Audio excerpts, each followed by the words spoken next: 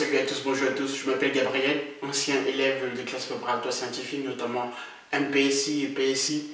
Aujourd'hui je suis ingénieur informatique de formation, mais je fais cette vidéo en fait justement pour aider tous ceux qui sont en classe de terminale S notamment et qui aimeraient aller en classe de préparatoire scientifique. Alors le but vraiment c'est de pouvoir vous apporter de la valeur, de la connaissance, notamment en matière scientifique, donc ici en mathématiques en l'occurrence. Parce que je constate que le niveau baisse de plus en plus en matière scientifique et surtout en mathématiques. Et aujourd'hui, de plus en plus, que ce soit en terminale ou en première, en spécialité, etc., des programmes sont retirés au fur et à mesure en fait, de chaque année. Et les élèves comme les étudiants, donc les élèves donc, qui sont en terminale et qui font spécialité ont du mal à pouvoir raisonner sur certains problèmes de notions en mathématiques. Et ceux qui veulent faire des classes préparatoires scientifiques vont devoir y mettre du paquet pour pouvoir travailler de plus en plus très difficilement et très dur pour pouvoir y arriver à avoir de très bonnes notes. Donc ceci dit, passons au sujet de la vidéo. Aujourd'hui, je vais voir avec vous comment est-ce qu'on peut résoudre un problème important, voilà, en utilisant des concepts et des propriétés qui nous sont propres lorsqu'on est en classe de terminale S. Je ne sais plus s'il faut d'ailleurs dire terminale S parce qu'aujourd'hui le niveau est tellement très bas qu'on parle d'enseignement de choix, d'options, etc. Mais bon, admettons que voilà, pour un élève qui a un niveau assez moyen, ou très bon d'ailleurs, la notion que l'on va voir aujourd'hui, en l'occurrence qui s'appelle le raisonnement par occurrence, est un raisonnement qui, malgré tout, est toujours pas assez compris auprès d'un certain nombre d'élèves. Donc, nous allons l'appliquer ici aujourd'hui avec cette suite qui est définie comme étant Fn plus 2 qui est égal à Fn plus 1 plus Fn. Je précise d'ailleurs que c'est ce qu'on appelle une suite de Fibonacci avec le premier terme donc, de la suite, donc F0 qui vaut 0 et F1 qui vaut 1. Il y a deux questions que l'on va traiter ici ensemble dans cette vidéo. La première question, ce sera de savoir, montrer que Fn, donc le terme Fn de la suite de Fibonacci, donc Fibonacci du scientifique, Fibonacci, d'accord, montrer que cette expression est égal à moins 1 puissance n-1 et que le PGCD de deux termes consécutifs de la suite de Fibonacci est égal à 1 pour quel que soit n supérieur ou égal à 1. Donc, premièrement, comme je l'ai bien expliqué, on va utiliser, lorsque on a ce sujet d'expression et qu'on cherche à démontrer, il ne faut pas réfléchir 36 000 fois. La solution vers laquelle se diriger, c'est d'utiliser le raisonnement par occurrence. Et c'est ce qu'on va utiliser ici. Donc, allons-y. Donc, il est très simple de voir qu'on peut vérifier facilement cette expression à l'initialisation. Voilà, vous êtes déjà habitué. À l'initialisation, le rang commence à 1. Donc, pour n égale à 1, nous pouvons vérifier que F1 au carré moins F2 fois F1, donc on va fois F0, autant pour moi, voilà, il faut faire attention, n-1, donc je remplace n par 1, donc j'ai 1, 2 et 0 là. F1, donc j'ai 1 au carré ou 1, moins F2. Par définition, F2, donc si je remplace ici n par 0, d'accord, si je remplace n par 0, là j'ai F2 qui est égal à F1 plus F0. Donc, j'ai la somme de ces deux termes qui m'ont été donnés par définition. Donc là, ça fait donc 1 plus 0, 1, bien sûr, fois F0, F0 qui vaut 0. Et là, j'ai 1. D'accord? Et 1 est bien égal à moins 1 puissance 1 moins 1. Donc, moins 1 puissance 0 qui vaut 1. Donc, l'initialisation est vraie pour le rang, bien sûr, donc n égale à 1. On passe maintenant à l'hérédité. Donc, à l'hérédité, il faudrait montrer, on suppose donc la proposition de récurrence vraie au rang n, et on montre qu'au rang n plus 1, ça l'est également. Donc, ça veut dire que il faudrait montrer que f n plus 1, donc je remplace n par n plus 1, f d'indice n plus 1 pour être précis, au carré moins f n plus 2 fois f n est égal à moins 1 puissance n. Ça, c'est ce qu'il faudrait montrer à l'hérédité. Donc, en remplaçant n par n plus 1, j'ai n plus 1, ici j'ai n plus 2, ici j'ai n, et là j'ai moins 1 puissance n. C'est ce qu'il faudrait démontrer. Donc, pour cela, qu'est-ce que l'on doit faire? Donc, bien évidemment, on doit se servir de la définition de la suite Fn, donc la suite de Fibonacci, et de l'hypothèse de récurrence qui a été admise au rang n. Donc, ce que je fais ici, c'est juste un petit développement. Je réécris, donc là, f n10 n plus 1 au carré, moins fn plus 2, par définition, ça vaut fn plus 1, donc d'indice, vous l'aurez déjà compris, plus fn fois f multiplié par fn. Donc là, ici, qu'est-ce que l'on a? Simple développement, f d'indice n plus 1 au carré, moins f, donc allons-y directement pour la factorisation, développement plus la factorisation. Donc je vais factoriser ici f d'indice n plus 1, puisque ici j'ai donc le terme au carré, et là je l'ai une seule fois, donc je vais le factoriser. J'aurai fn plus 1 d'indice, bien sûr. Ici fn plus 1 moins fn au carré. D'accord? Voilà.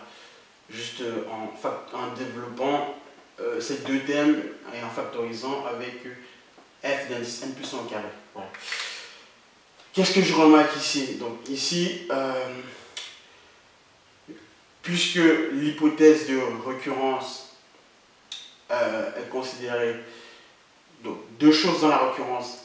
Une fois qu'on a montré l'initialisation, il ne faudrait pas oublier le fait que pour prouver le rang n plus 1, on se servira toujours de la validité supposée de l'hypothèse de récurrence au rang n, et pouvoir utiliser également les expressions qui nous sont données par définition. Donc ici, ce que je vais faire, c'est que je vais simplifier l'expression f d'indice n plus 1 moins fn, sachant que j'ai cette expression. Donc, qu'est-ce que je remarque ici? C'est que j'ai ici f, donc ça c'est la définition de la suite, donc f d'indice n plus 2 qui vaut f n d'indice plus 1 plus fn. Ce que j'aimerais faire, c'est trouver la relation entre f d'indice n plus 1 et f d'indice n. On va remplacer ici, dans cette relation-ci, nous allons remplacer n par n-1, donc j'aurai, si dans cette relation je remplace n par n-1, j'aurai f plus 1 qui vaut fn plus fn-1. D'accord? Voilà, c'est ce que me donne cette relation en remplaçant n par n-1. Donc n plus 1, fn plus fn-1. Donc, sachant cela, je peux remarquer que donc fn plus 1 moins fn, c'est tout simplement fn-1. Donc, tout ceci, ce terme-ci, vaut fn-1. Donc, on va remplacer Donc ici, nous avons Fn plus 1 fois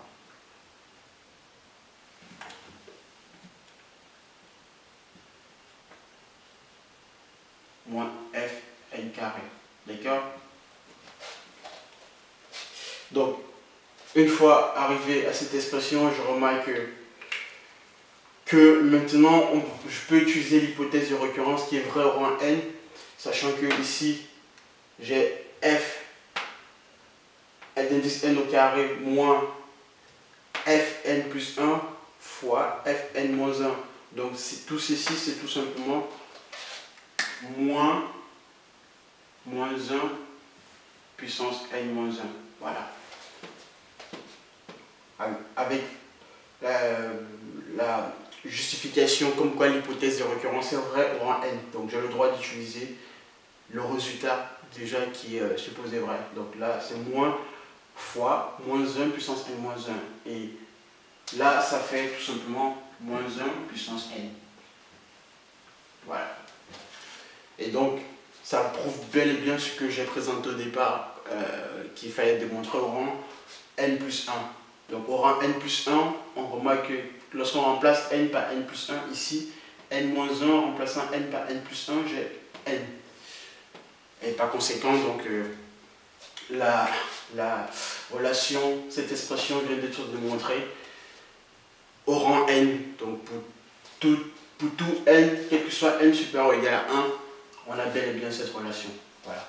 Sur ce, ça c'est tout pour cette première question. Nous allons passer à la deuxième question, à savoir démontrer que deux termes consécutifs de la suite sont premiers entre eux. Donc, premiers entre eux, démontrer que ça revient à dire que le PGCD est égal à 1. Comme dit précédemment, nous passons à la deuxième question, donc à savoir démontrer que le PGCD de deux termes consécutifs de la suite, donc la suite de Fibonacci, que ce PGCD est égal à 1. Donc comment faire? Alors c'est très simple ici, puisque nous avons déjà effectué la majeure partie du travail sur la question précédente. Donc on a pu démontrer que cette relation était vraie, quel que soit n supérieur ou égal à 1. Donc nous voulons montrer donc, par la suite que le PGCD entre deux termes consécutifs de la suite est égal à 1. Il faut juste en fait effectuer une déduction. C'est une déduction en fait de cette relation. À savoir, c'est d'où l'importance de pouvoir connaître bien son cours en arithmétique. Donc ici nous sommes bien évidemment dans l'arithmétique, les notions de PGCD, et il faut très bien être au taquet en ce qui concerne ce genre de déduction. Donc ici nous allons utiliser ce qu'on appelle donc, le théorème de Bézout. Voilà, donc le théorème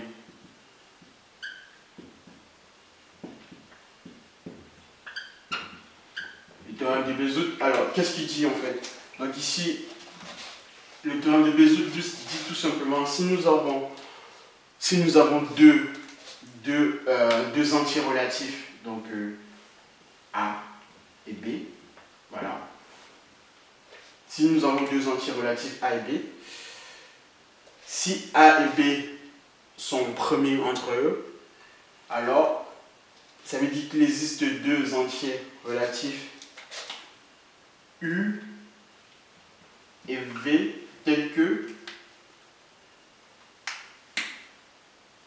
AU plus BV est égal à 1. Voilà. Ça, c'est ce que dit le théorème de Bézout. Donc, si on est capable de montrer que pour deux entiers relatifs, donc A et B, il en existe deux entiers relatifs également U et V tels que la relation AE plus BV est égale à 1, alors on peut conclure que le PGCD de A et de B est égal à 1. Donc autrement dit, A et B sont premiers entre eux. Donc PGCD, dans certains manuels on écrit donc PGCD, on peut également écrire avec ce symbole renversé. Voilà. Donc, ça, c'est ce que dit le théorème de Bézout. Ici, qu'est-ce qu'on remarque? Ici, on remarque qu'on a une relation qui ne ressemble pas tout à fait... Enfin, qui ressemble, mais on n'est pas vraiment ici avec un 1. Ici on a un moins 1 puissance n-1. Donc en tout cas, il faudrait se rapprocher, essayer de voir dans quel sens on peut y arriver à 1 tout simplement. Donc ici c'est très simple, en n'oubliant bien sûr, en n'oubliant pas bien sûr donc ce théorème, puisque c'est ça qu'on utilise.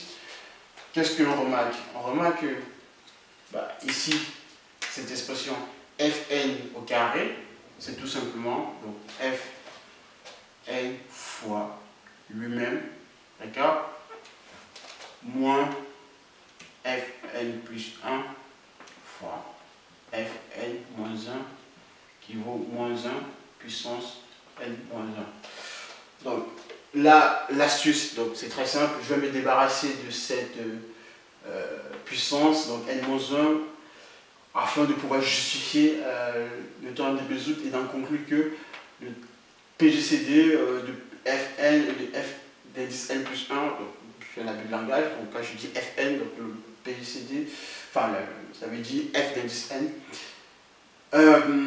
Oui, donc ce PGCD entre les deux nombres consécutifs de la suite, les deux termes consécutifs de la suite, soit égal à 1. Donc là, qu'est-ce qui se passe? Il suffit simplement ici, puisque nous avons déjà démontré cette relation, on va l'utiliser en appliquant le théorème de Bézout.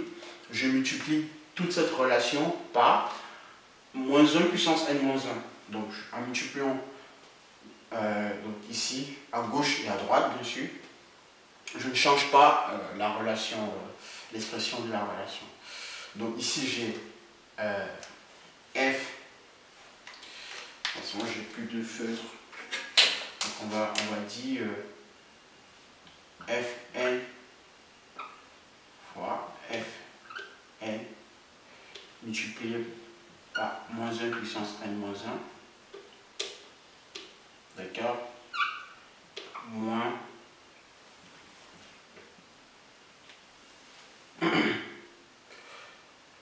oui, donc moins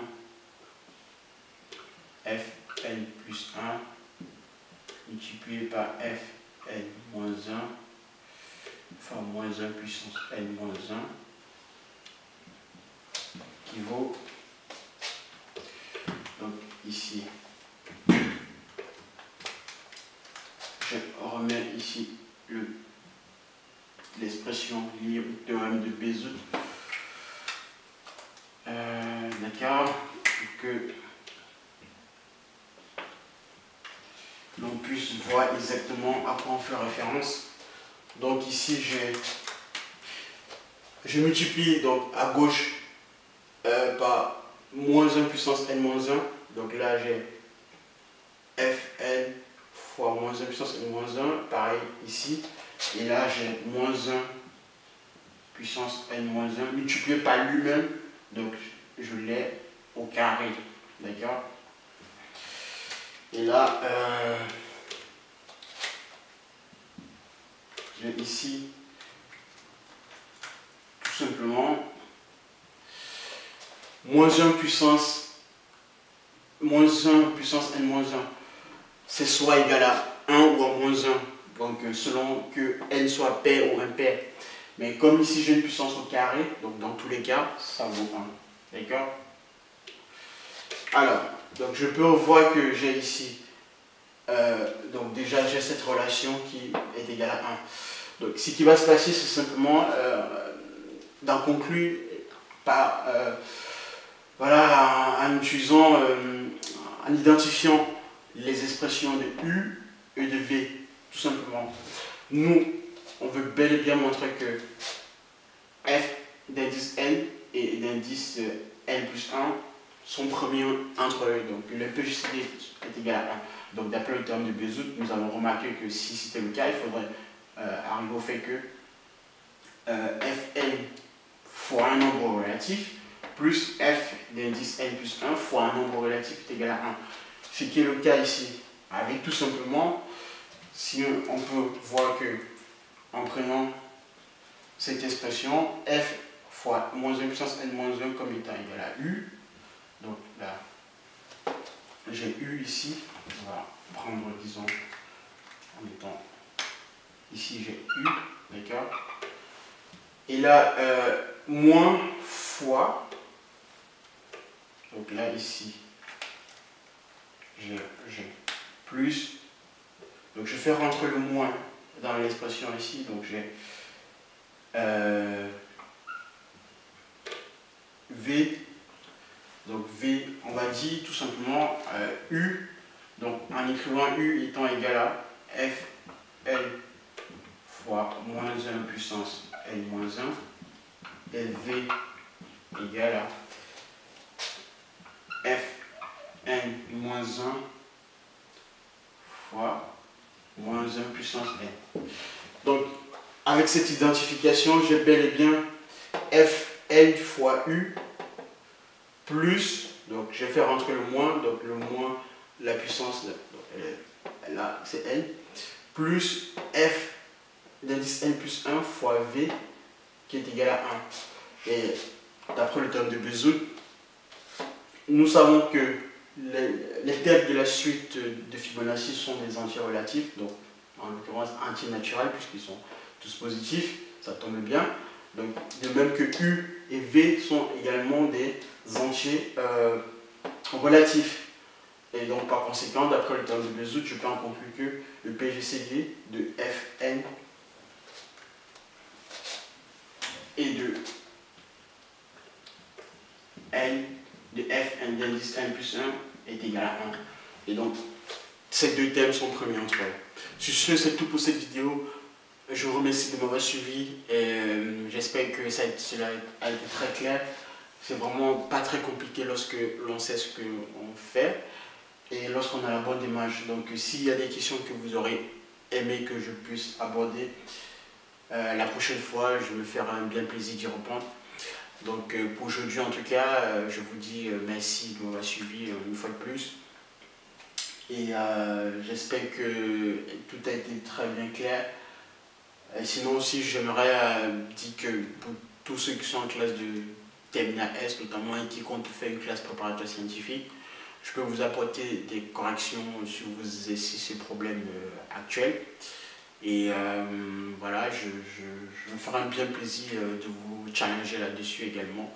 Et c'est vraiment quelque chose qui me passionne et je fais vraiment cela. En tout cas, pour l'instant, je donne de mon temps pour pouvoir vous aider en classe de terminale S et aussi également dans la prochaine vidéo, on verra des notions liées aux premières années de classe préparatoire scientifique, notamment MPSI.